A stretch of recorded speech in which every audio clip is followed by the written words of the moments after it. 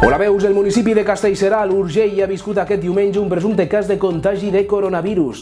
Una desena de veïns del carrer d'Urgell d'aquest municipi van ser confinats durant 12 hores a l'interior d'un garatge en activar-se el protocol de Covid-19. Tots ells eren familiars d'una dona de 83 anys que va morir per problemes respiratoris al mateix habitatge diumenge al matí. Es dona la circumstància que la difunta feia uns quants dies havia anat de viatge a Benidorm i les alarmes van saltar quan una persona que havia viatjat amb ella va dir que tenia mal de coll. Els Mossos d'Esquadra van muntar un dispositiu de prevenció i van acordonar part del carrer. Fins i tot es va poder veure alguns agents amb mascareta.